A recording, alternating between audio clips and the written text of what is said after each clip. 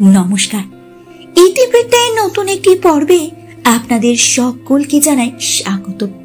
আজ শ্রাবণ মাসের প্রথম সোমবার। বলা হয় শ্রাবণ মাস মহাদেবের প্রিয় মাস, কিন্তু কেন জানেন? কেনই বা শ্রাবণ মাসে মহাদেবের পুজো করা হয়? আসুন তবে ইতিবৃত্তের আজকের পর্বে জানি সেই কাহিনী বিস্তারিতভাবে। হিন্দু ধর্মে শ্রাবণ মাস অত্যন্ত গুরুত্বপূর্ণ। এই মাসকে দেবাদিদেব মহাদেবের মাস বলে মনে করা হয়। পূর্ণার্থীরা শ্রাবণের প্রতি সোমবার শিবের জন্য ব্রত পালন করেন। সাধারণত মাস ভোর চলে নানা ধর্মীয় রীতি পালন। মন্দির ছাড়াও বাড়িতে বাড়িতেও করা হয় মহাদেবের পূজা।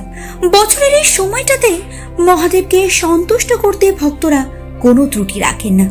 উপবাস করে শিবের মাথায় গঙ্গা ও দুধ জল ঢালা হয়। বিশ্বাস করা হয় এই মাসে ভক্তি মনে মহাদেবকে ডাকলে তিনি তুষ্ট হন ও মনোবাঞ্ছা পূরণ করেন। পুরাণ মতে এই শ্রাবণ মাসেই ঘটেছিল সমুদ্র মন্থন, আর সেই সময় মহাদেব সমুদ্র থেকে উঠে আসা হলাহল বিষ পান করেছিলেন।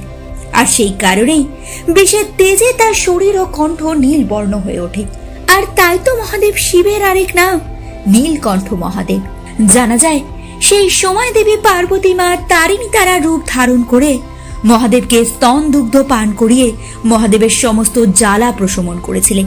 আর এইভাবেই সৃষ্টির রক্ষা করেছিলেন মহাদেব। তাই তো তাকে সৃষ্টির রক্ষাকর্তাও বলা হয়ে থাকে। এই ছিল আমাদের আজকের কাহিনী। কাহিনীটি ভালো লাগলে লাইক এবং শেয়ার করে দেবেন। আর এই জাতীয় নিত্য নতুন কাহিনী জানতে অবশ্যই আমাদের চ্যানেল ইতিবৃত্তকে সাবস্ক্রাইব করে সঙ্গে থাকবেন। নমস্কার। হর হর মহাদেব।